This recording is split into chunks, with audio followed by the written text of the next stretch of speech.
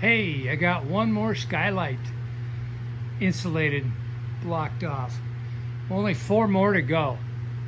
But that's not what this video is about.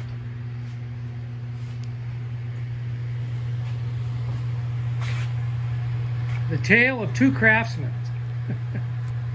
Yeah. Donor, runner.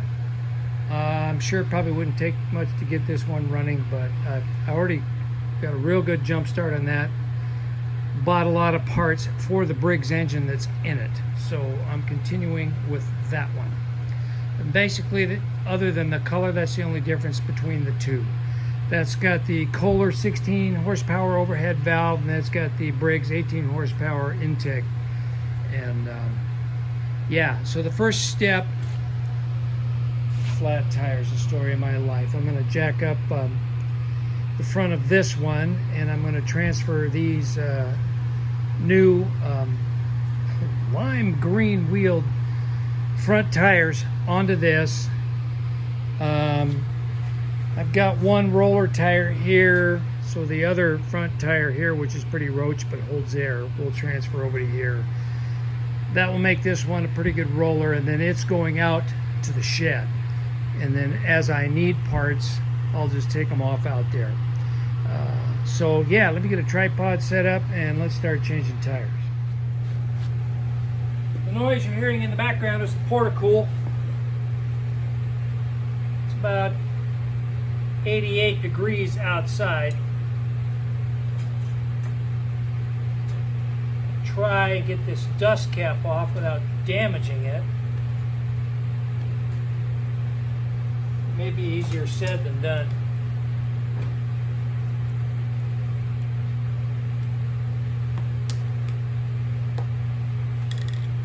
There we go. There's a C-clip. Then a big flat washer. Then the wheel comes off.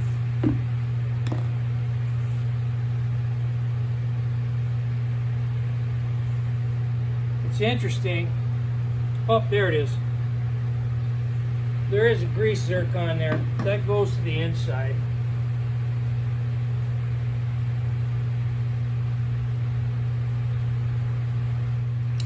Get my butt kicked by a C-clip.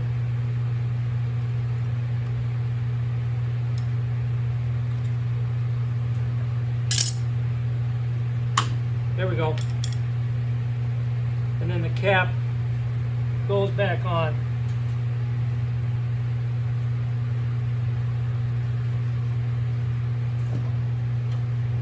That's it in a nutshell. So I'll repeat it on the other side, but you guys have already seen it, so no point in filming that. All right, that turned out the way I wanted it. So let's open up the package and see what we got for parts here. This is more stuff I got off of eBay, specific for a Craftsman LT 1000 with the Briggs engine. There's supposed to be an air filter in here and some other parts. I don't want to damage anything, so I'm going to be kind of careful opening this up. All right, here we go. We got a new air filter with a pre-filter. We got a fuel filter.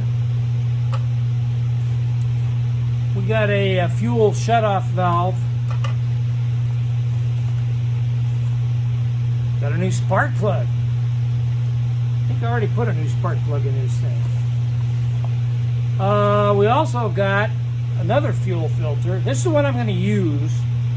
I believe that one is for a fuel pump.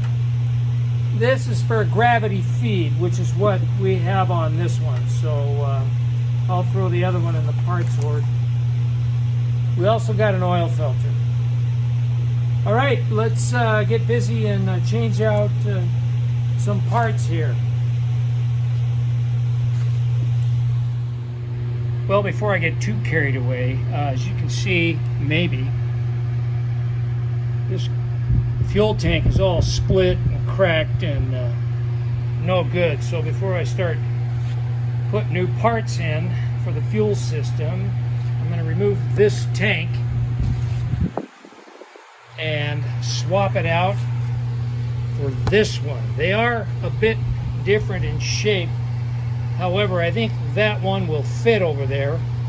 So I'm going to take that out and clean it up with some Super Clean. I'll do that off camera because it's just, you know, washing a fuel tank out. Believe it or not, you put Super Clean inside this plastic tank, sluice it all around, rinse it out with water, then put some compressed air in there to dry most of it out, and set it out in the sun for a few minutes with the cap off. It's squeaky clean. I did that recently with a Pushmore with a metal gas tank on it, and it worked great. So that's what I'm going to do. These old fuel lines are rock hard, so I'll probably wind up having to cut them, but I'm going to try prying them loose first, because I'm just going to swap the gas tanks, and I'd like to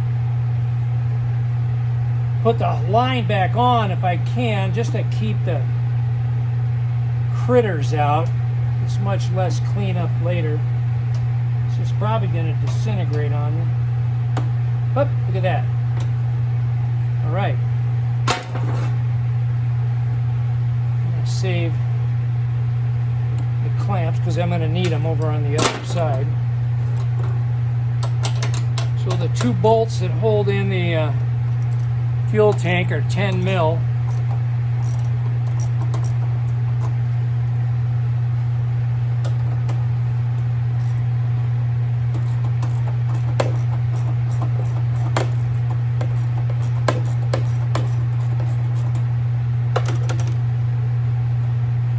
Joey Collins from Mill Creek Fab Shop, if you're watching, it's too bad you live so far away in Ohio. I get this other thing running. We could stage a race, a wheel horse versus a Craftsman. Wouldn't that be fun? We'll bring Arco in to be the judge.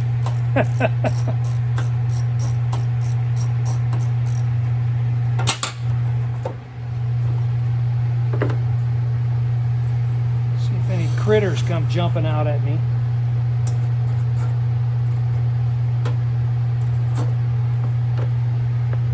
All right. I don't see any cracks or splits or holes or anything, so let me go clean this up and pull the other tank out and change them out. I'm telling you, Super Clean is the real deal. I'm not sponsored by them, I just use the product. That tank cleaned up really good. I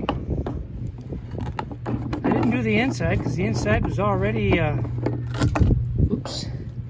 so clean that I'll just sluice a pint of gas in there and let it drain and call it good. But yeah, I'm really happy with that. Well, let's see if this tank is going to fit.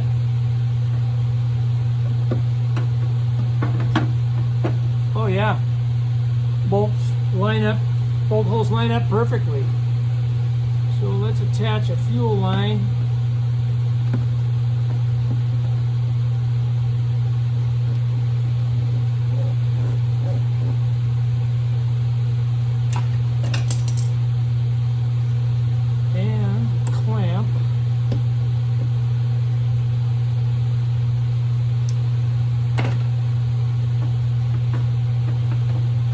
Line's a little long. That's all right. I have to put in the shutoff valve and the fuel filter and all of that. So I'll trim to suit.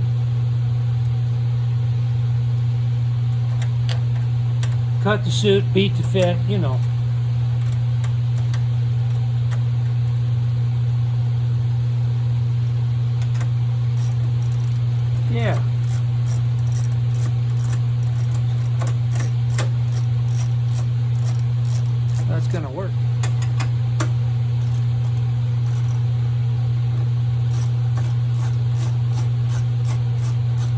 believe this tank is a little smaller in fuel capacity than the other one, but that's okay. I mean, these little engines don't use that much fuel even at full throttle, so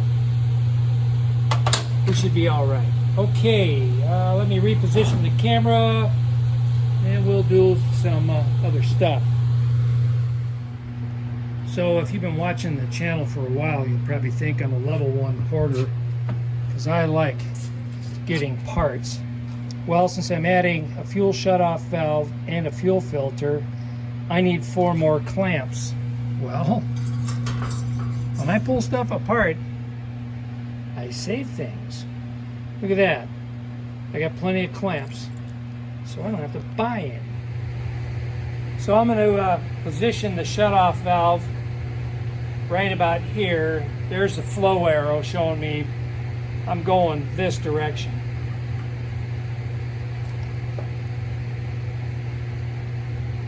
So I'm going to nip that.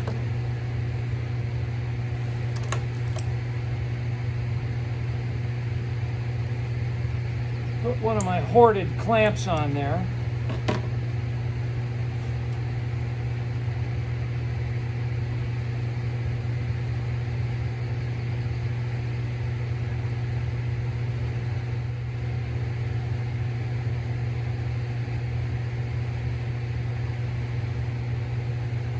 There's some guys that use lube to put these on.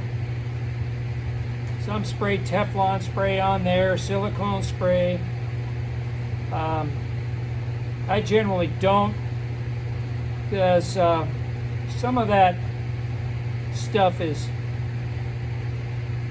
detrimental to the soft goods in the carburetor. I know most carburetors now are designed to handle ethanol fuel and all of that, but you don't know if it's designed to handle other chemicals. Probably is. I'd rather not take the chance. So let's see. I'm probably going to have a little interference here, so I know I'm definitely going to have to shorten that up. The next thing to put on here is the fuel filter, and I got to see if I can find a flow arrow on it. So I'll bring you back in a second. Well, there's no flow arrow, so a quick and dirty check is blowing the ends. I blew on this end and got nothing but resistance and no air coming out this side. I blew on this end, I had flow all the way through. So if you don't see a flow arrow, that's a quick and dirty way to do it. All right, that's in. And I trimmed a little off. And yes, I saved these little nubbins. That's about 3 inches long. You never know when you're going to need a chunk, a 1/4 inch fuel line, 3 inches long. And hey, you know, this is the new stuff that's rated for fuel injection. This stuff is expensive. You go to the parts house and say, hey, I need a couple of feet of 1/4 inch fuel line rated for fuel injection and modern fuel. Be prepared for sticker shock. All right, we clear the hood good enough. If that becomes a problem, I may shorten up a little bit more, but I think that's going to work. One thing I forgot to order was the crankcase ventilation tube. The one that came with the new carburetor was straight. It didn't have the molded ends, so it wouldn't fit the mower at all. So, of course, it's past closing hours now, so I'm going to pick up with this tomorrow. I'm going to run up to my local mower shop first thing in the morning, see if they have one of these. And yes, I did check the parts mower. That's got the Kohler engine. The tube is a completely different configuration. Won't fit the brakes. Darn the luck. All right, so next day I've got my new breather tube from my local mower shop. It was $5, made in the USA. I also picked up a jug of this Kinetics SAE 30 4-cycle engine oil. It's for heavy-duty demands, commercial gasoline and diesel-powered engines. It contains zinc anti-wear additives, which is critical for these small engines. It's not flat tap, but it's overhead valve, but still. 1 U.S. quart. Let's see. Made in the USA.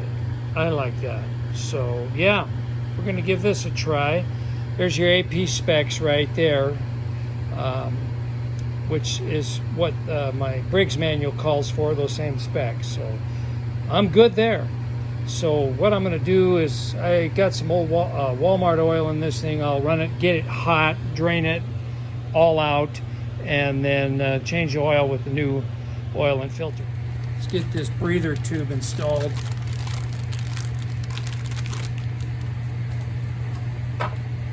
Let's see. There we are.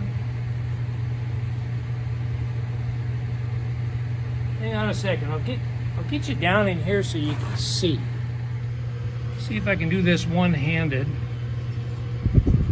Sorry, fingers in the way.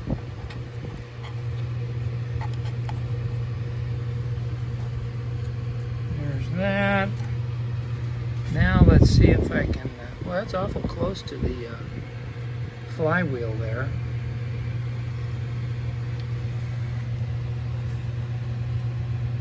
Hang on, I think I'm going to need 2 hands.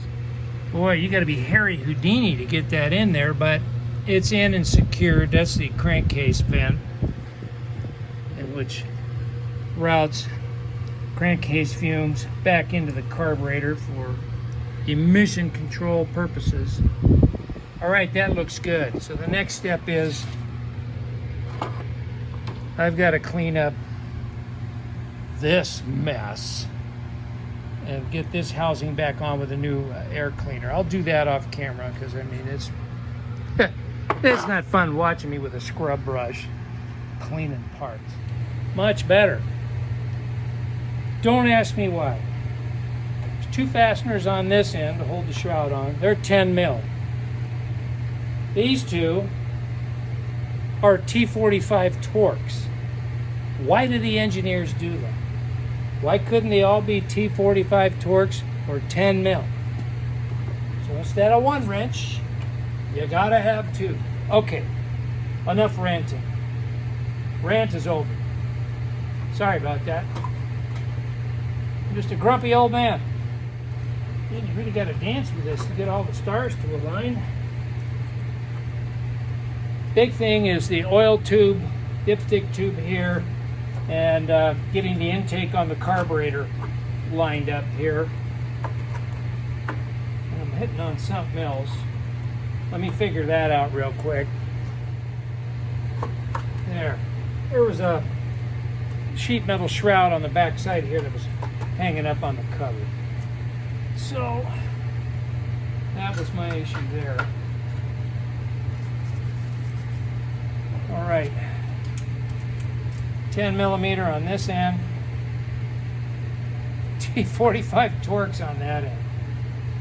I'm going to run these in, snug them up, then I'll bring you back.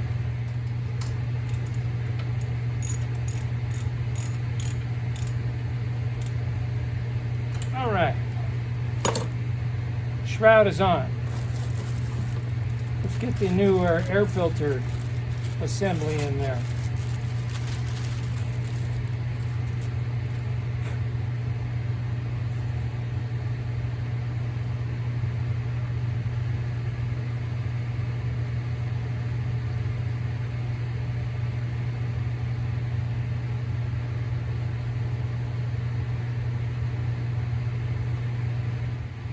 Yeah, I heard you all yelling at me.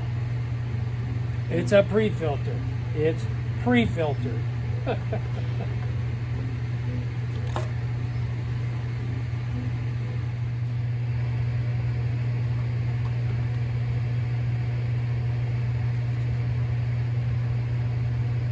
Boy, this is not cooperating real well.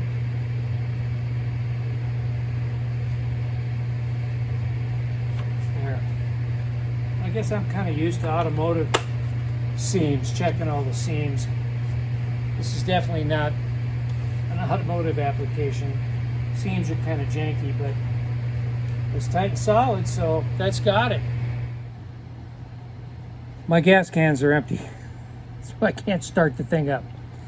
So, and then I noticed this video is pushing 20 minutes. That's getting too long. So, guess we're going to do 3 videos. I'm going to stop it here. Everything's back together. Just got to put gas in it, run it, get it warmed up real good. And then drain the oil out, change the filter and oil. Then we'll put the deck on. We'll take the thing for a test mow. So, yeah, coming right along. So there you have it. We're going to stop right here. Thanks for watching, and stay tuned. We'll put another one of these up in a few days. And also, haven't forgot, I'm gathering the parts. We'll be plumbing the pig on the pump jack trailer really soon. So that's coming up. We'll see y'all later.